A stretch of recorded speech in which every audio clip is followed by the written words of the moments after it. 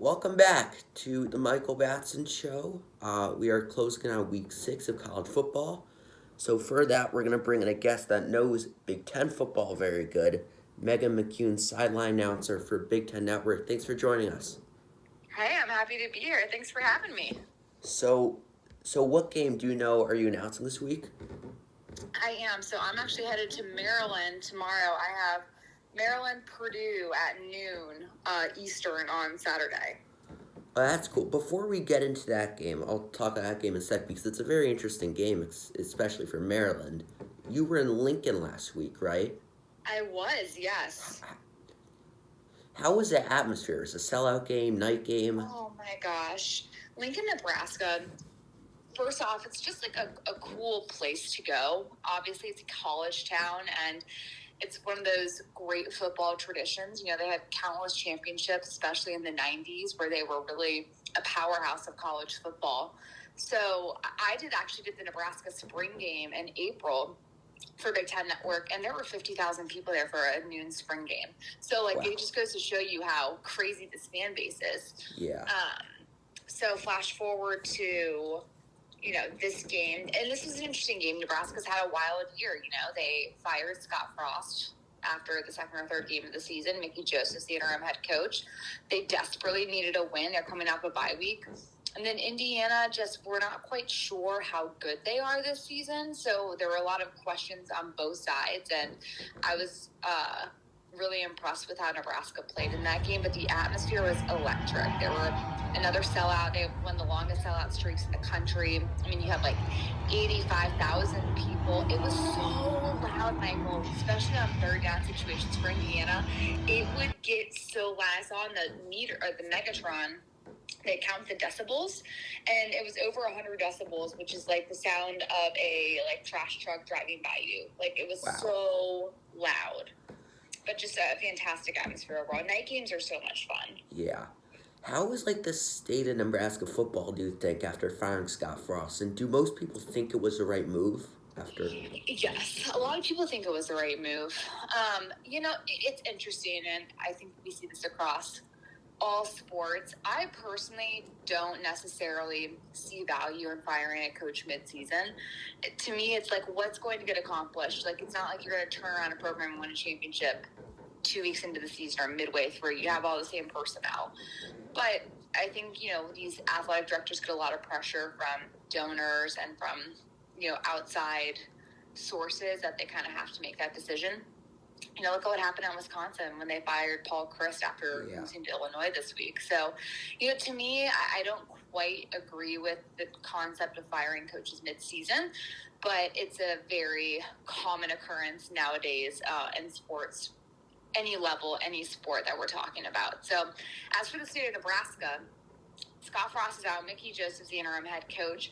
I don't know who they're going to bring in. And this is a program with a fan base that has high expectations because they're used to winning national championships. And Nebraska really hasn't been dominant in the Big Ten as of late.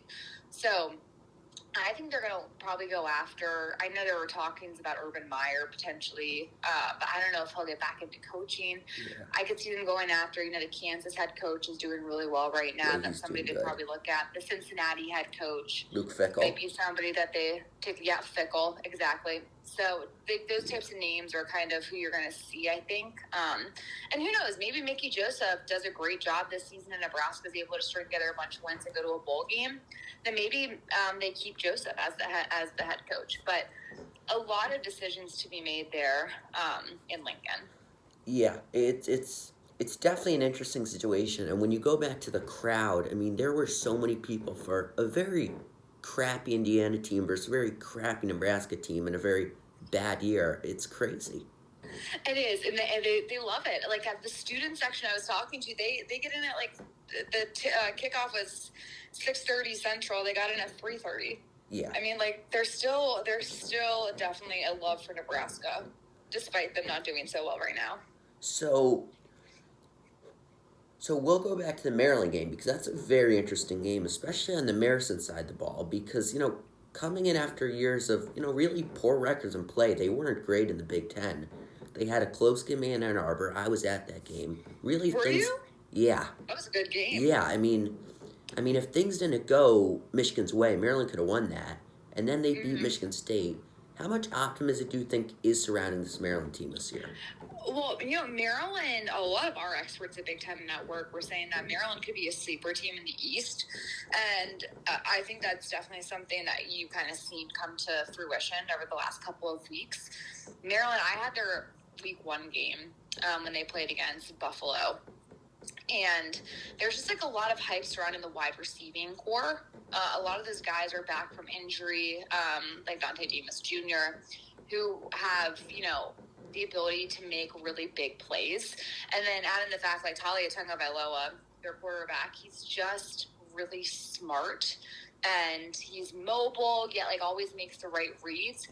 I don't think he's played as well as he is capable of yet this season, but it's definitely coming down the pipeline. Maryland's just solid. They have a lot of upperclassmen. They have some young pieces that are really good as well. And the offensive line, Mike Locksley said, was the most improved unit from over the summer to now. So you're kind of start seeing them reap the benefits. They're 4th in the league and points per game with 35. So you're really just starting to see kind of an explosive offense that defenses have to find something to take away from them. Are you going to take away the running and take away the pass? How are you going to defend Maryland? Yeah, so that will be an interesting game. So have you called a Michigan game this year? I had the Michigan-Hawaii game week 2 after a 1-hour lightning delay, and it was J.J. McCarthy's first start. Yeah, the atmosphere at night. How was that? Oh, my gosh. Look, the Big House is one of those bucket list places. You have 110,000 people, and it is just electric. Now, I am bummed because of the lightning delay. We did not get to see the run out. Oh, yeah. Which I was looking forward to seeing, but hopefully I'll get another Michigan game one day. But no, it's just it's a fantastic atmosphere. And you know what? I've always found it so interesting in Michigan's fan base because people love Michigan. And I've never really understood it because I've never had a team, a football team that I loved. But after meeting with the coaches and just being around the players, and I did the game with former Michigan tight end Jake Butt. Yeah. And just talking to him and being around Ann Arbor, I understand why there's so much love for this team and this program. It's one of those blue bloods of college football. Yeah. And just it's hard not to get swept away in the pageantry of Michigan. Yeah. And Jake Butt on the call, he was so excited to be back. He just had so much pride to be back. That man is so proud to be a Michigan alum. I know now that he's kind of in the journalism world, we talk about how he has to be a little more neutral, but he's honestly, I could see him being the next Kirk Herbstreit. He's so talented. Really? He's so smart. And just somebody that he's a great guy. So yeah, I don't have enough good things to say about Jake, but I thought he did a great job calling that game. And this is his first year doing it. Really? And I think he does a really good job. Yeah. So he's just so well prepared and knowledgeable about football in general. So I'm passionate about Michigan. Obviously, he knows everything. We were joking that he probably prepped for that game for 2 months just to get ready for it. But he's done a really great job and a fabulous addition for Big Ten Network. So how do you assess this Michigan team after losing key pieces of defense? And also, having J.J. McCarthy, do you think this is a team that's capable of beating Ohio State? Because I think they're 2 in the Big Ten pretty easily. Yeah, and it goes back and forth. I think J.J. McCarthy has started showing signs of being human, for lack of better words, But I think it's also important to remember, this is his first season starting and playing in the Big Ten. So he just played against Iowa, who has the best defense in the country. Came into it with the best scoring defense in the country. And so he's learning each snap. He's got a great supporting cast. He's got a fabulous offensive line. Roman Wilson, I think, is just a fantastic wideout. Blake Corum's having a freaking monster year right now. Michigan is interesting to me because the one thing I think we've seen across the board with college football are teams that have success running the ball are teams that have the best chance of winning championships a lot of times. Yeah. And Michigan's been a team that's so good at running the ball. They're 3rd in the league right now, with a little more than 220 yards a game. So that to me shows that like this is an offense that's still very capable of running people down. But when it comes to playing a team like Ohio State, who just scores at such a high rate defensively, you just have to find a way to make CJ Stroud uncomfortable. Yeah. And I talked about it in an earlier video. I think the defensive front needs to get better because they need to have pressure on Stroud. They can't just let him sit back there, or even with Penn State. So. Yeah, and with Ohio State, they've dealt with some injuries as well. Trayvon Henderson, I don't think, played this last weekend against Rutgers, so they've had some people in and out. But I think what's great for Michigan and Ohio State fans, like that's the last game of the season. So at that point, you kind of have all the time to get the Kings out. But to me, like, there's no doubt in my mind, Michigan and Ohio State are the two best teams in this conference. Yeah. Look, the Big Ten is wide open, right? I mean, 6 of 7 teams. The Big Ten West is wide open. 6 of 7 teams are tied at 1-1 in conference. I mean, can you break it down? I mean, who are the early favorites? I mean, what's so funny, Michael, is that heading into the season, all of our Big Ten football analysts were saying like Minnesota is the team that could win the West, and that's because they have. I mean, Tanner Morgan, their quarterback, is like my age at this point. I know. He's been there forever. He's in his 6th year. So someone who's so comfortable in that offense. And what happened was Tanner Morgan worked with offensive coordinator Kirk Shiraka back in 2019. Then Kirk left and then came back. And so that type of relationship between the quarterback and offensive coordinator is so important. And it's really kind of come to fruition. Add in the fact that they have, Mo Ibrahim is so dynamic. He's a draft pick. And some of those wide receiving cores, they kind of took a hit when, what's his name? I can't remember his name, my guy. The wide receiver for Minnesota's out. Chris Otman-Bell. Chris Otman-Bell out for the season. So like that, I know really hurts them. But I think Minnesota still has a chance to make some noise. Wisconsin's always pretty good. I know they've kind of been down this season, and now they're in a very odd situation with having an interim head coach.